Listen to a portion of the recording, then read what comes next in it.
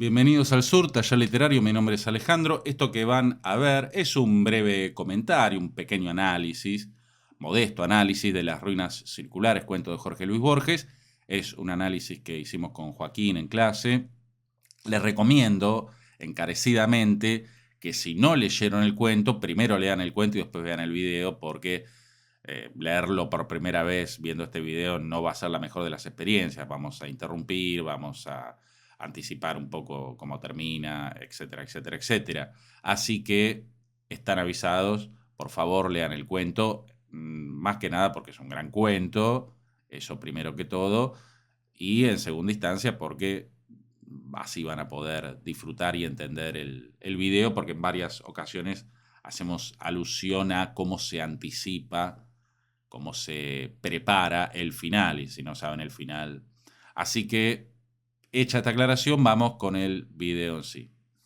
Vamos con Las ruinas circulares de Jorge Luis Borges. Bueno, ya empezamos. Nadie lo vio desembarcar en la unánime noche. Nadie lo vio desembarcar en la unánime noche, un adjetivo famoso de la literatura argentina, estos adjetivos que solamente Borges tenía permitido, ¿no? Poner. Igual de alguna extraña manera funciona, porque uno entiende que la noche es unánime. No sé si sabría explicarlo, ¿no? Es como cuando San Agustín decía sobre el tiempo que si no le preguntaban lo que era el tiempo, él lo sabía, pero si se lo preguntaban, ya no lo sabía.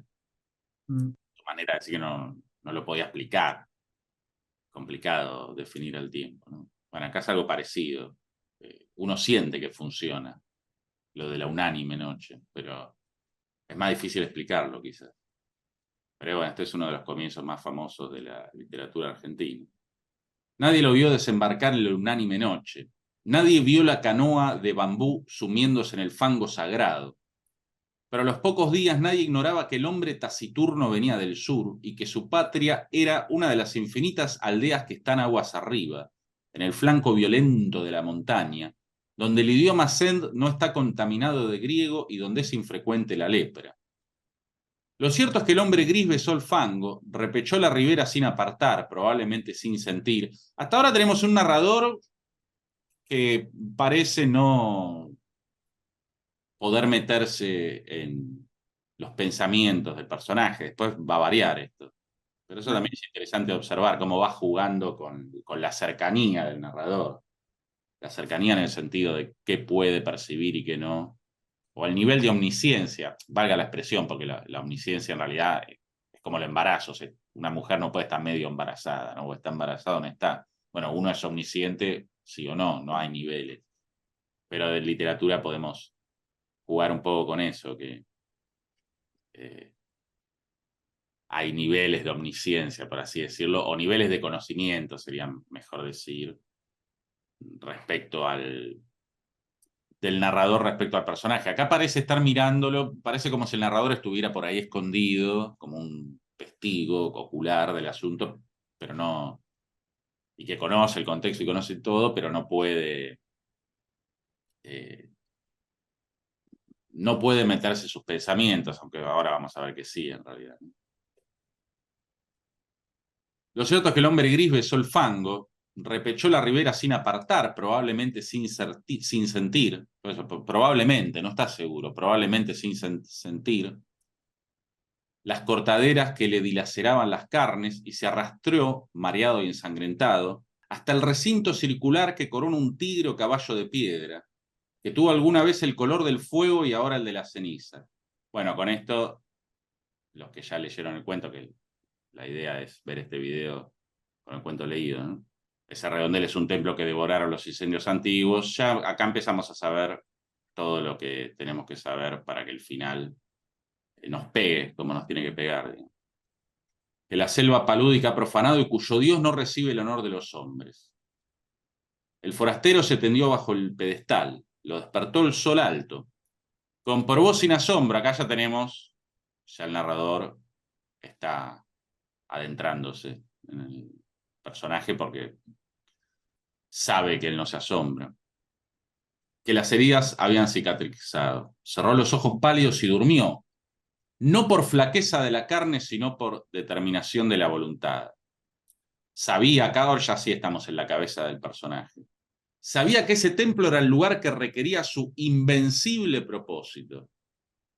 Sabía que los árboles incesantes no habían logrado estrangular río abajo las ruinas de otro templo propicio, también de dioses incendiados, vuelve a lo incendiado, y muertos.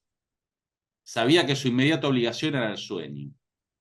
Hacia la medianoche lo despertó el grito inconsolable de un pájaro. Esta adjetivación de Borges, ¿no? El grito inconsolable de un pájaro. Rastros de pies descalzos, unos higos y un cántaro le advirtieron que los hombres de la región habían espiado con respeto su sueño y solicitaban su amparo o temían su magia. Sintió el frío del miedo y buscó en la muralla dilapidada un nicho sepulcral y se tapó con hojas desconocidas. El propósito que lo guiaba no era imposible, aunque sí sobrenatural. Estos matices, ¿no? Porque nosotros lo sobrenatural tendemos a asociarlo con lo imposible. Quería soñar un hombre, quería soñarlo con integridad minuciosa e imponerlo a la realidad. Bueno, este cuento después va a haber algo de eso, está muy relacionado con el gnosticismo, que a Borges le interesaba mucho. Los gnósticos eran básicamente una herejía cristiana, herejía porque perdieron, ¿no? Que postula que nuestro Dios, el Jehová, que el cristianismo tiene como omnipresente, omnisciente, perfecto, es en realidad un Dios o incompetente o cruel o ambas cosas. En realidad es un Dios subalterno, como el Dios número 100 en la escala de dioses, y por eso este mundo es el desastre que es. Porque yo también lo relaciono con los tulpas, que son más de una tradición oriental, de alguna escuela de budismo. Son seres que se pueden crear con el pensamiento. Se supone que un monje, no cualquiera obviamente, pero un monje puede pensar un ser y crearlo y crearse una especie de esclavo. Un poco como lo que era el golem, pero bueno, ya el golem es otra cosa, ¿no? La tradición hebrea, en fin. Quería soñar un hombre, quería soñarlo con integridad minuciosa e imponerlo a la realidad. Ese proyecto mágico había agotado el espacio entero de su alma. Si alguien le hubiera preguntado su propio nombre o cualquier rasgo de su vida anterior, no habría acertado a responder. Esto también, bueno, como verán, subrayo como se puede, estoy más tachando que subrayar. Si alguien le hubiera preguntado su propio nombre, vamos a hacer así, o cualquier rasgo de su vida anterior, no habría acertado a responder. Esto también es importante para el final, ¿no? Acá también está, esto es lo que tiene la relectura, que uno ve estas cosas ya sabiendo el final, ya sin estar absorbido por la trama, se fija cómo se van construyendo estas cosas, para que el final sea sorpresivo y a la vez natural. Este personaje, acá parece una hipérbole quizás, una exageración, que es lo que suele hacer el cuentista, jugar con... Hay un video en el que comentamos un cuento de Horacio Quiroga, La gallina degollada, no, perdón, El almohadón de plumas, donde se juega con lo metafórico que después termina siendo literal. Acá esto puede parecer hasta una hipérbole, una exageración. Bueno, después vamos a ver que no tanto. Pero esto también es sembrar para lo que va a suceder, al igual que la referencia a los incendios. Bueno, el solo hecho que las ruinas sean circulares, ¿no? Cuando dice que otros dioses ya habían, ¿no? Le convenía al templo inhabitado y despedazado, porque era un mínimo de mundo visible. La cercanía de los leñadores también, porque estos se encargaban de subvenir a sus necesidades frugales. Frugales, por si alguno no lo sabe, es parcas, ¿no? Es necesidades, una alimentación, se suele usar con la alimentación, una alimentación muy austera. El arroz y las frutas de su tributo eran pábulo suficiente para su cuerpo, consagrado a la única tarea de dormir y soñar. Era un vago, al fin y al cabo, ¿no? Al principio los sueños eran caóticos, poco después fueron de naturaleza dialéctica. El forastero se soñaba en el centro de un anfiteatro circular que era de algún modo el templo incendiado. Otra vez, ¿no? Nubes de alumnos taciturnos, ¿cómo le gusta esta palabra? Ella la había usado antes. Fatigaban las gradas, esto es típico de Borges, ¿no? Fatigaban las gradas. Las caras de los últimos pendían a muchos hilos de distancia. Acá como confunde entre comillas, ¿no? Es una sinestesia, un recurso. Confunde la distancia con el tiempo, porque acaso son lo mismo, quizás. y a una altura estelar, pero eran del todo precisas. El hombre les dictaba lecciones de anatomía, de cosmografía, de magia. Los rostros se escuchaban con ansiedad y procuraban responder con entendimiento, como si adivinaran la importancia de aquel examen que redimiría a uno de ellos de su condición de vana apariencia y lo interpolaría en el mundo irreal. Qué bueno esto, ¿no? Redimirte de la condición de vana apariencia. El hombre en el sueño y la vigilia consideraba las respuestas de sus fantasmas, no se dejaba embaucar por los impostores, adivinaba en ciertas perplejidades una inteligencia creciente. Buscaba un alma que mereciera participar en el universo. A las 9 o 10 noches comprendió con alguna amargura que nada podía esperar de aquellos alumnos que aceptaban con pasividad su doctrina, y sí de aquellos que arriesgaban a veces una contradicción razonable. Los primeros, aunque dignos de amor y de buen afecto, no podían ascender individuos. Los últimos preexistían un poco más. Acá el uso bien literal de preexistir, ¿no? Una tarde, ahora también las tardes eran tributarias del sueño, ahora no velaba sin un par de horas en el amanecer, licenció para siempre el vasto colegio ilusorio y se quedó con un solo alumno. Era un muchacho taciturno, con esta palabra, ¿no?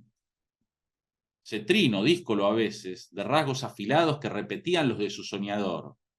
Acá también hay cierto foreshadowing, se dice ahora, ¿no? Porque en inglés suena todo más lindo, cierto anticipo.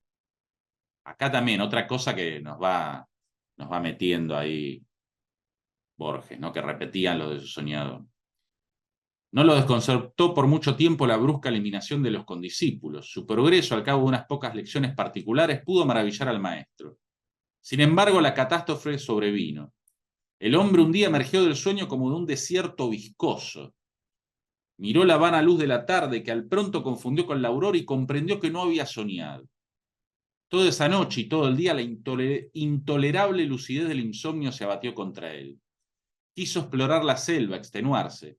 Apenas alcanzó entre la cicuta unas rachas de sueño débil, veteadas fugazmente de visiones de tipo rudimental, inservibles. Quiso congregar el colegio y apenas hubo articulado unas breves palabras de exhortación, este se deformó, se borró. En casi la perpetua vigilia, lágrimas de ira le quemaban los viejos ojos. Acá otro apunte que hacer, que ya hicimos en el video que desmiente este mito de que Borges es un escritor abstracto. Acá, si bien hay ideas poderosas y demás, esto es todo bien concreto, alucinatorio, sí, o bueno, alucinatorio mágico, como se le quiera llamar, pero hay un colegio, hay unos alumnos, hay imágenes, hay rostros hasta lo difuso está explicado de manera concreta, no es simplemente bueno, entonces hizo fuerza con la mente para traer de algún lado alguna, no, hay un colegio, hay una cantidad de alumnos, es todo lo concreto que puede ser un cuento de esta clase, de este tipo de cuento, ¿no? Comprendió que el empeño de modelar la materia incoherente y vertiginosa de que se componen los sueños es el más arduo que pueda cometer un varón, aunque penetre todos los enigmas del orden superior y de lo inferior. Mucho más arduo que tejer una cuerda de arena o que amonedar el viento sin cara. Comprendió que un fracaso inicial era inevitable. Juró olvidar la enorme alucinación que lo había desviado al principio y buscó otro método de trabajo. Antes de ejercitarlo, dedicó un mes a la reposición de las fuerzas que había malgastado el delirio. Abandonó toda premeditación de soñar y casi acto continuo logró dormir un trecho razonable del día. Las raras veces que soñó durante ese período no reparó en los sueños. Para reanudar la tarea, esperó que el disco de la luna fuera perfecto. Otro círculo ahí también, ¿no?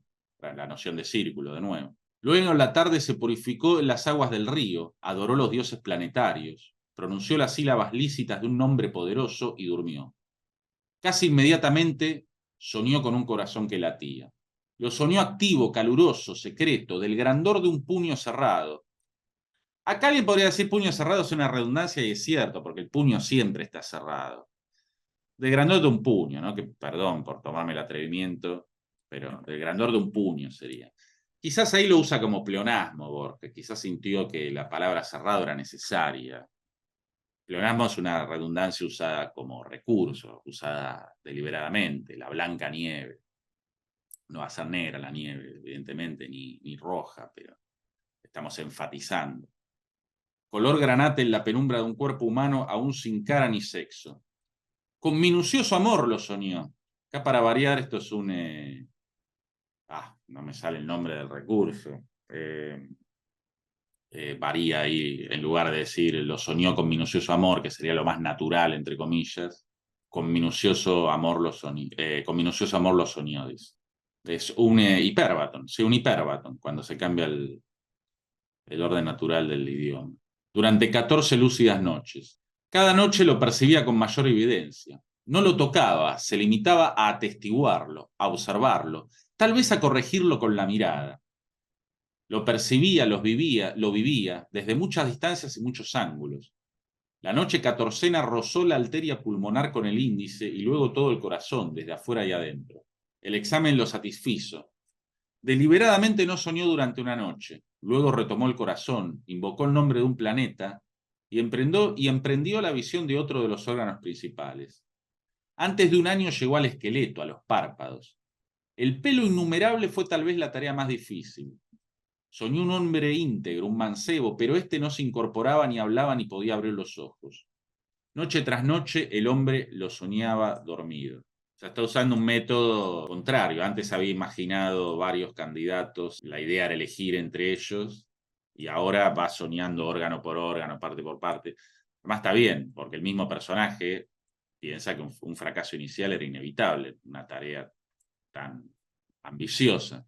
Y acá aparece lo de los gnósticos. Dice, en las cosmogonías gnósticas, los demiurgo creador, ¿no? Del griego, los demiurgos amasan un rojo Adán que no logra ponerse de pie. Tan inhábil y rudo y elemental como ese Adán de polvo era el Adán de sueño que las noches del mago habían fabricado. Vieron que le dice hombre, mago, acá es deliberada esa indeterminación, porque hay muchas cosas como cuando dice invocó el nombre de un planeta. Acá sí Borges intenta que esto sea muy indeterminado precisamente, que no es lo mismo que abstracto o que las imágenes. Por supuesto que no quiere decir que las imágenes no sean poderosas, está lleno de imágenes poderosas. Pero es un mago, un hombre que viene de alguna parte. Y después vamos a saber todo eso, como saben los que leyeron el cuento, tiene una razón argumental, tiene una razón de ser. Una tarde el hombre casi destruyó toda su obra, pero se arrepintió. Más le hubiera valido destruirla. Acá se mete el narrador, ¿no? Más le hubiera valido destruirla. Ya nos va anticipando que va a terminar mal esto. Agotado los votos a los númenes de la tierra y del río, se arrojó a los pies de la efigie que tal vez era un tigre y tal vez un potro.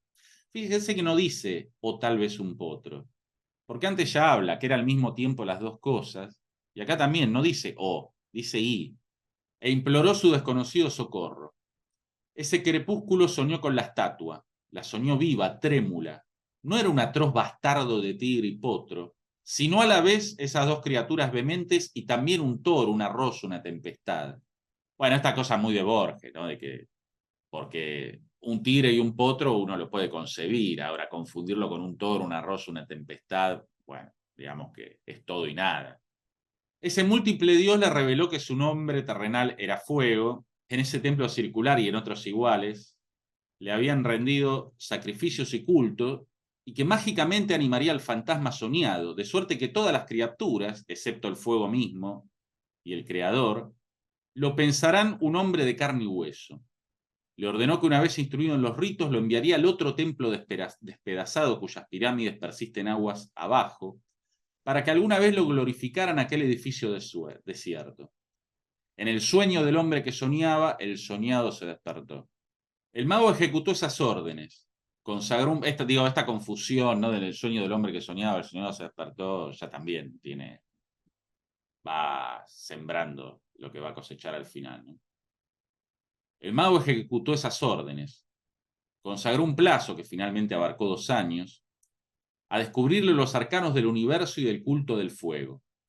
Íntimamente le dolía apartarse de él, con el pretexto de la necesidad pedagógica, le estaba enseñando al hijo, entre comillas, ¿no? Dilataba cada día las horas dedicadas al sueño. También rehizo el hombro derecho, acaso deficiente. Como un artista también, ¿no? Esos pequeños detalles, uy, de esta parte, va cincelándolo.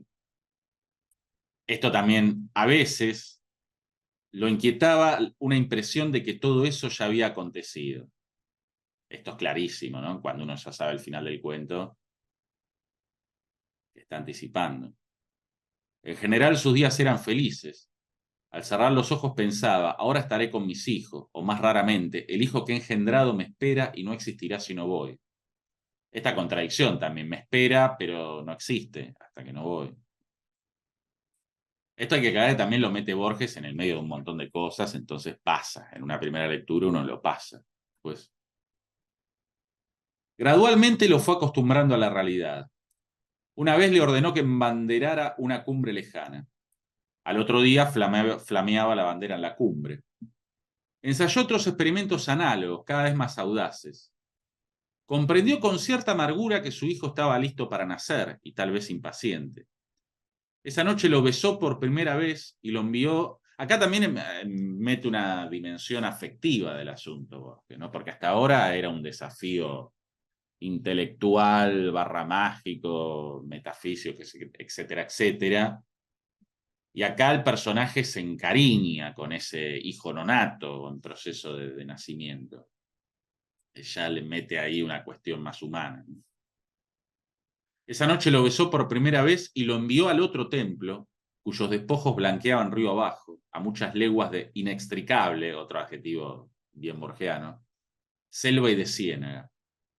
Antes, para que no supiera nunca que era un fantasma, para que se creyera un hombre como los otros, le infundió el olvido total de sus años de aprendizaje. Vamos a ver después que esto también es lo que le pasa a él, ¿no? Su victoria y su paz quedaron empañadas de hastío. En los crepúsculos de la tarde y del alba, se prosternaba ante la figura de piedra, tal vez imaginando que su hijo irreal ejecutaba idénticos ritos en otras ruinas circulares. Otra vez el tema de la duplicación del espejo. Aguas abajo. De noche no soñaba, o soñaba como lo hacen todos los hombres. Percibía con cierta palidez los sonidos y formas del universo. El hijo ausente se nutría de esas disminuciones de su alma. El propósito de su vida estaba colmado. El hombre persistió en una suerte de éxtasis. Al cabo de un tiempo que ciertos narradores de su historia prefieren computar en años y otros en lustros, lo despertaron dos remeros a medianoche.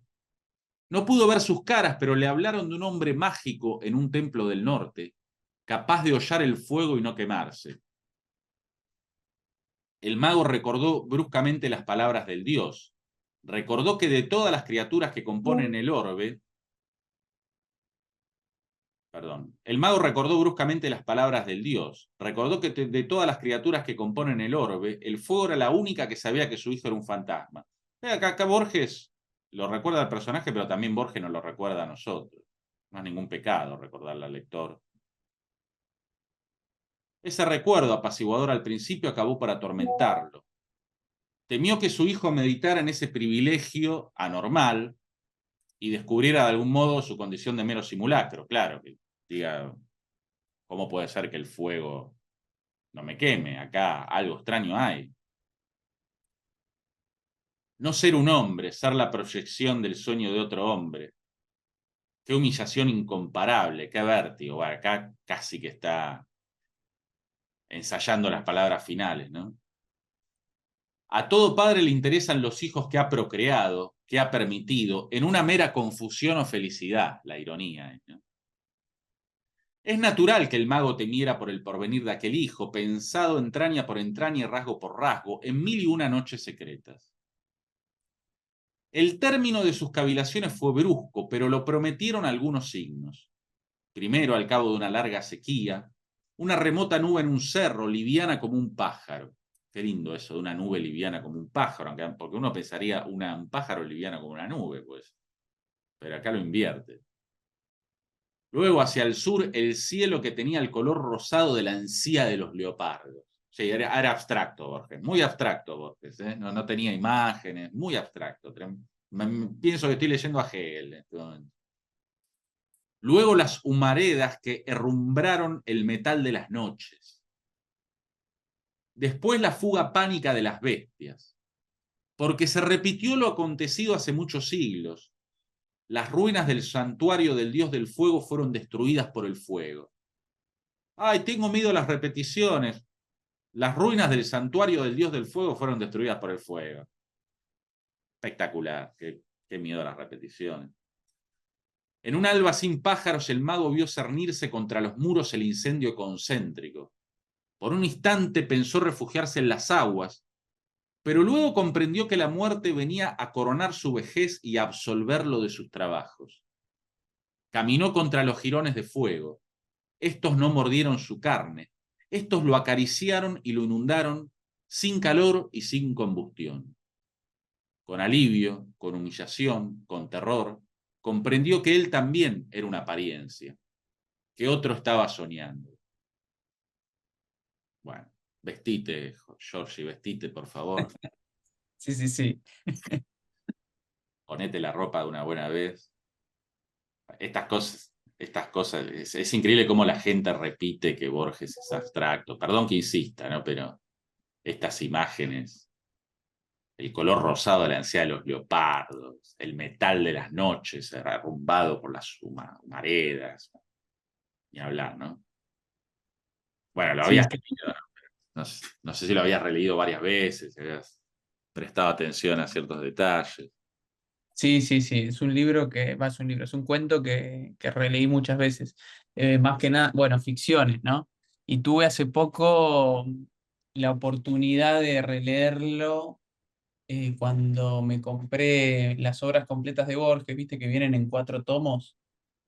Bueno, esta nueva versión, no me acuerdo de qué editorial es, y justo los últimos 2 libros son Ficciones y el Aleph. Así que bueno, lo releí espectacular. Sí, cómo va preparándolo todo con mucha sutileza, como todo buen cuentista. Y tampoco creo que importa si uno, a mí no me pasó en su momento cuando lo leí por primera vez, imaginarme el final o adivinarlo, porque además estaba tan metido en lo que contaba que ni siquiera tenía ganas de hacer especulaciones. Pero creo que si uno se lo imagina, tampoco es que arruine el efecto, o por lo menos No, para nada. que arruine el cuento, ¿no? Yo creo que bueno, las precisiones de Borges o la claridad hacen justamente que uno se pierda en el cuento, ¿no? Como estar bajo ese efecto hipnótico en que a veces nos somete el cuentista. Y bueno, uno como que a mí me pasó que en el final medio que fue una sorpresa. Después no lo veo algo tan descabellado, ¿no? Como idea de cuento no me parece algo descabellado, pero sí a mí me sorprendió el final, me gustó muchísimo. Y además, cuando uno lo lee por primera vez se sorprende, pero cuando lo relee se da cuenta de que no podía terminar de otra manera. De otra manera, sí, la verdad. Que esa es la magia del, ya que hablamos de un mago acá, del cuento clásico y de un final sorpresivo, que como aclaro siempre no es que todos los finales tengan que ser ultra sorpresivos, pero tiene que haber una resignificación, algo. Acá sí es un final sorpresa, digamos, un final sorpresivo, un final bien clásico, y cuando uno lo relee, dice, no puede terminar de otra forma, tiene que terminar así, porque además, así como al mago, al hombre, al demiurgo, a este pequeño demiurgo, algunos signos le prometen, bueno, lo prometieron, ¿no? Uy, es dificilísimo escribir. La gente dice que idiota, pero les juro que es muy difícil. Todavía el mouse no es la mano, ¿viste? Todavía. No, es que estoy con el lápiz. El lápiz Tenés un lápiz de verdad, sí, sí, sí. digital. No, es que en realidad lo escribiría mejor que en el mouse, pero por caprichoso quiero usar esto, ¿no? ¿Ves? Con el mouse por ahí va mejor. Bueno, casi Bueno, que seleccioné todo. lo mato del párrafo. Pero bueno, así como le prometen algunos signos, bueno, ya está, no hay manera que quede, no importa. Así como algunos signos le prometen al mago lo que va a pasar, a nosotros como lectores también hay bastantes signos que nos dicen lo que va a pasar. Sin embargo, como bien decías vos, Joaquín, cuando uno lo está leyendo, no se fija en eso porque está hipnotizado, está subyugado por lo bien escrito que está, por las cosas que escribe, que muestra, que cuenta, ¿no? Tal cual, y así como dijiste que no podía terminar de otra forma, no podía empezar de otra forma, ¿no?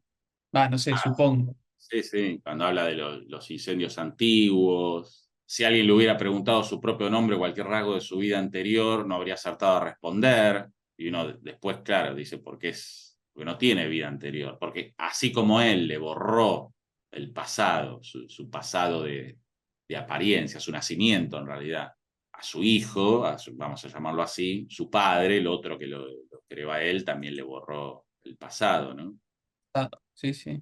La idea de circular, de incendio, bueno, acá los rasgos que repiten los del soñador, bueno, cuestión de, bueno, acá cambia de método, acá más le hubiera valido destruirla, en otros iguales, el fuego. A veces lo inquietaba una impresión de que ya todo eso había acontecido. Son pequeños. Bueno, y ahí justo en el anterior se reafirma lo que vos decías o mencionabas al principio, que es que el narrador se iba a acercar, y justo ahí, ¿no? Dice, en general sus días eran felices, al cerrar los ojos pensaba, ¿no?